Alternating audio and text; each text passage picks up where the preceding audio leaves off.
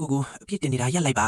သူတို့ရဲ့အနီရောင်တတိပြေလက္ခဏာတွေကိုမမြင်ခဲ့မိလို့မဟုတ်ပါဘူးအဲ့ဒီလက္ခဏာတွေကမတော်စားဖုံးကွယ်ထားတာမဟုတ်ခဲ့ဘူးအဲ့ဒီလူကသူ့ရဲ့တကယ်ပုံစံကိုကောင်းကောင်းသိပြီးတော့တင်းမသိအောင်အချိန်နောက်ကျသွားတဲ့အထိဖုံးထားခဲ့တာအစပိုင်းမှာတော့သူတို့ရဲ့အကောင်းဆုံးပုံစံကိုပဲတင်းကိုပြခဲ့တယ်ဂယူးဆိုင်တင်းငိမ့်တင်းအငြင်းလိုချင်ခဲ့တဲ့လူတစ်ယောက်လိုပဲဖြစ်နေခဲ့တယ်ဒါပေမဲ့တင်းအပြည့်အဝယုံကြည်သွားတဲ့အချိန်မှာတော့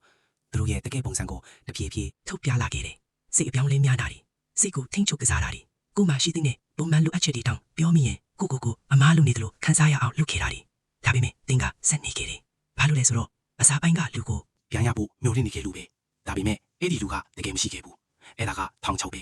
တင်းကအလုံးအမင်းယုံလွယ်တဲ့သူမဟုတ်ဘူးမိုင်းမဲတဲ့သူလည်းမဟုတ်ဘူးတင်းကလူတွေကိုကိုလိုပဲစိတ်ရင်းမှန်လေလို့ယုံကြည်တဲ့လူကောင်းတစ်ယောက်ပဲပြီးတော့သူတို့ကအဲ့ဒီအချက်ကိုအသုံးချခဲ့တာဘာတွေလွဲချော်ခဲ့လဲဆိုပြီးအတိတ်ကအဖြစ်ဖြစ်တိုင်းကိုပြန်တွေးနေမနေနဲ့တင်းဘာမှမလွဲချော်ခဲ့ပါဘူးသူတို့ကတင်းမကြီးမိအောင်ဘယ်လိုလုပ်ရမလဲဆိုတာကောင်းကောင်းသိခဲ့တာပဲတကယ်တော့တင်းရဲ့အမှားတစ်ခုတည်းကတင်းပေါ်ရတယ်ဝင်လာဖို့တောင်မထိုက်တန်တဲ့လူတစ်ယောက်ကိုနှလုံးသားအပြည့်နဲ့ချစ်မိခဲ့တာပါပဲ